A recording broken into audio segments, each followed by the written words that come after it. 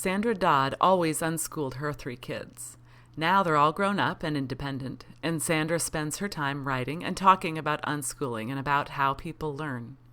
Several years ago, Sandra started a holiday for unschoolers on her birthday, July 24th.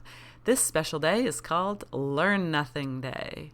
Since unschoolers create a world for their kids where learning can happen all day, every day, there are no school vacations and no days off from learning. Except on Learn Nothing Day. The problem is, Learn Nothing Day is usually a complete flop. Hi, this is Amy Childs, and welcome to The Unschooling Life. Here's Sandra. It's a vacation for unschoolers. It's the one unschooling holiday where everyone should take a break. Does it work? Do people learn nothing? Oh, no. But they always try, and some people have made it like 15 minutes or 20 minutes. It happened in response kind of to a tacky attitude about how people who are doing school at home are really learning a lot, but the unschoolers aren't learning anything. So right. It was a demonstration. It's a science experiment. 10 years before I ever thought of Learn Nothing Day, I had been interviewed and I had said, try not to learn. Don't try to learn. Those aren't the same thing, but they're close enough for beginners. And so a lot of people would have looked at that and said, try not to learn is the same thing as don't try to learn. Right. So when people are at the point that they can see those differences, that they're really thinking about learning, and it's coming clear in their minds, so that it doesn't look at all like school or, school books, tests, then they're ready for this sort of guerrilla demonstration of international just try not to learn. What kinds of stories have you heard from people who tried not to learn? Well, they'll say what we had planned was not to talk much, not to turn the TV on, not to go anywhere. And that was all well and good until during breakfast, my son asked about a sports story. It's just always some random question that comes up that leads to all kinds of other things. And the criticism I've gotten has been the most fun of all. I mean, of course I expected all the unschoolers to get it and to come and report all the learning that happened. Mm-hmm. But I love it when someone who's critical of it and doesn't have that depth of thought and awareness comes and says something really rude and dismissive. I love those best. So almost I feel like I set up a trap to prove that some people don't get it. Make the other people feel better that they do get it. What's some examples of some great criticism that you've gotten? Well, they say things like, "This is stupid. How do you expect me to think that unschoolers aren't this way all the time? I'm surprised you have a special day of it since you're unschoolers and you don't ever learn." All this really lame, ignorant.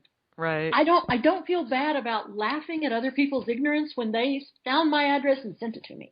If they want to bother to come where people are discussing happily, merrily, in public, how cool this is, and they come and say, you are all idiots. It's fun for me to collect those and amuse myself with them later. A couple of times people have said that I'm really, really rude because I laugh at people. It's like, oh my gosh, I am really rude because when somebody tells me that I'm an idiot, I laugh?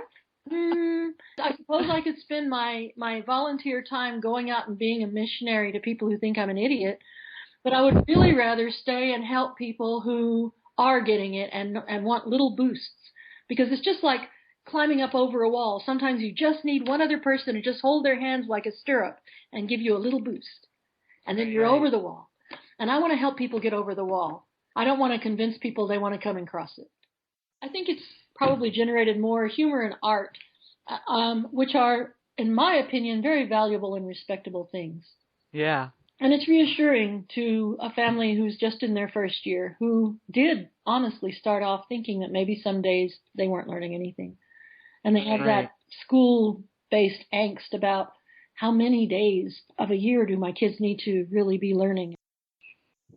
So I would just tell the new people, find out what it is where you live, how many school days are required. So those many days, do something cool. If your child does a cool thing and learns something every day of 180 days, that's better than they would have done in school.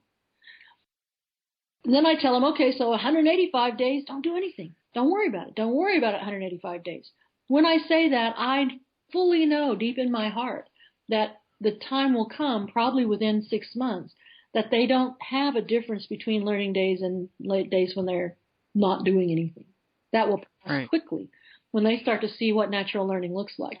But if it makes them feel better and it makes them stop counting, it's worth telling them that. But it passes. So by the time someone's been doing it for a year, and certainly after 5 or 6 years, there is just no way that they can go half a day without having stuff to report. But on a normal unschooling day, like today, if I asked a whole bunch of unschoolers, what'd you do today? They're too busy to tell me what they did today. They're doing it. It created a focus, Learn Nothing Day, to have one day where people are hyper aware. And even then, a handful of people will tell their story. Some people will blog about it. Some people will write a comment on Facebook. There'll be a couple of dozen comments. But they're rich, full comments of people who stopped this big life of learning to try to pause and discovered again that it doesn't pause. And here's Alex. I think an unschooling parent or a parent that is looking into unschooling their kids, the first thing they have to do is to learn about learning. Mm-hmm. Right. Because we have this idea that, of learning as it is in school, as it is told by school officials, that learning looks like doing schoolwork and testing and repeating things out. Once you learn about learning and you stop and you watch your kids and you see them learning, and once you learn what learning really is, not just repeating facts in a school book or doing busy work, then you grow confident. And I think that's one of the things that Sandra wants to do with the Learn Nothing Day, is for parents to stop and really look at their kids. I think a lot of people don't do that. They're looking for what the kids are producing and not what the kids are learning. So is my kid producing something that I can say, oh, they did this or they did that? And sometimes there's no really product of learning. Learning is inside of the child. But you can see that if you stop and look at your child and what they're really learning. So when you stop and you say, okay, we're not going to learn anything today, and you start looking at everything that is going on and what's happening and what you are learning along with your kids, you go like, hey, stop. We're really learning all the time. We don't even try Learn Nothing Day because it's impossible. But it's a fun thing. No, we're not falling for it, but it is just fun. It is just fun for us to think about it. What can we not learn today? And try to imagine if there is a way we can keep ourselves from learning something. And here's my daughter Kayla. How long do you think you've ever gone without learning something? Well, I think when I was a little kid and I was in school, sometimes I wouldn't learn things at school because I would just be too scared. Like, I would just be so scared all day that I would not really be able to take anything in. So I think that there's probably been whole days where I didn't learn anything when I was in school as a kid.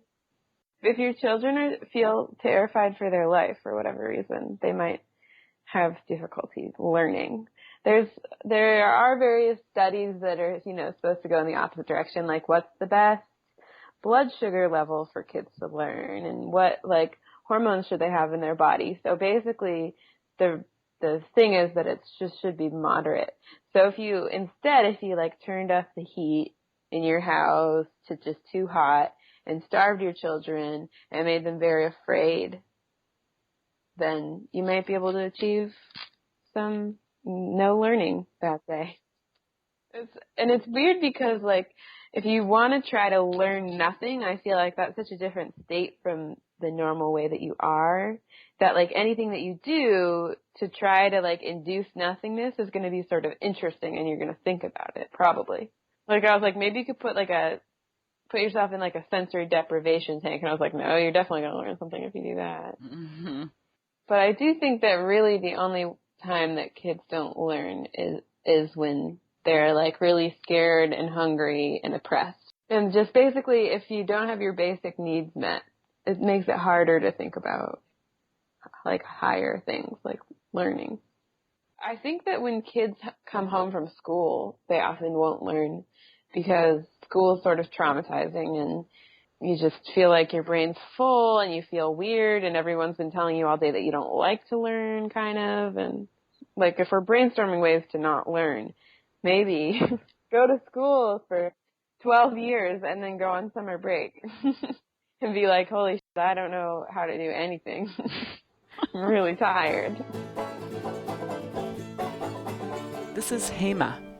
It was always this funny idea. Oh yeah, that's such a funny idea. That's all it was. It was just like this, weird, what? Why, what is that? Why would you even do that? Why, it didn't strike me that it's a, what is it called? Ironic? Or what is it? Ironic or sarcastic. Yeah, like that could happen, And I was thinking, wait, why is she, and I guess my husband says I take things just in general very, I'm funny within my family because of contextual stuff, but I'm generally taking everything like, oh, you said this is this, and I don't see the humor. So I sometimes goof up then, and I'm like, oh, right, she means it like a joke, okay. And I told my son a couple of years ago when he was, I don't know, I don't think it mattered to him because he was like, what? Learn nothing? Okay, not making any sense. Oh, okay, he was lost. And then a couple of years ago, when I said this and I said, oh, Sandra said, celebrating this, funny day and everybody's going to be celebrating it. With everybody's celebrating Learn Nothing Day. I guess what I meant to say is that we are all sort of, I don't know, I guess celebrate is the right word, but I didn't know what are the words. I said that and he tells me, how can you celebrate that? Like, what a sad day. I'm like, what? So I found his response very funny and I thought it's true because they don't think about learning the way I thought about learning all my growing years. Right. I did not consider making a friend as learning. I did not consider, choosing food as learning. Learning was locked away in books in schools, and that's where you went to get it, and everything else in life was not learning. And this is Julie. So we gave up very early on trying to have a day where we learned nothing.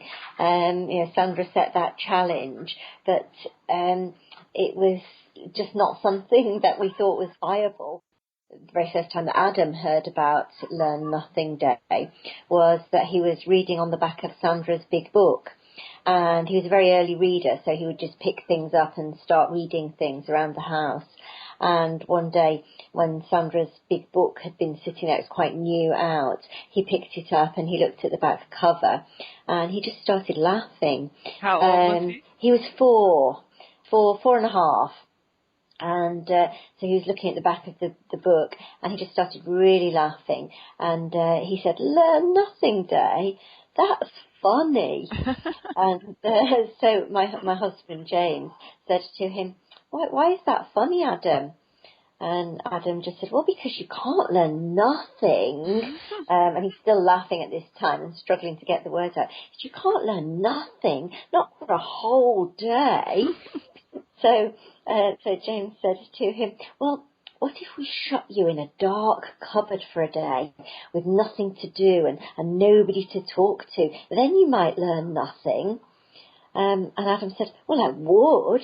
I'd learn how dull it was to be in a cupboard all day and how much I didn't like it. So he very, very early on decided that it completely wasn't possible. And just last week we were in our local barber's. He was having his hair cut, and the lady in there who cuts his hair knows that he's home educated, and she thinks it's really fascinating. She has a little boy, a year or so younger than Adam, who goes to school, and she said to him it was half term and the schools were not in that week, so all their children were off, and she said, are you going to have a week off from learning this week? And Adam just looked at her. I can't. And I think she thought he meant his mum wouldn't give him time off. And I think she had visions of us sitting at the kitchen table doing stuff. And she was really asking, was he going to have time off lessons? And he thought she meant, was he going to stop learning for a week? And he was really quite horrified at the thought. So that's Learn Nothing Day. Attempt to celebrate it at your own risk. And that's it for this episode of The Unschooling Life. Thanks for listening and have fun out there, everybody. The Unschooling Life podcast is brought to you by Amy Childs and unschoolingsupport.com.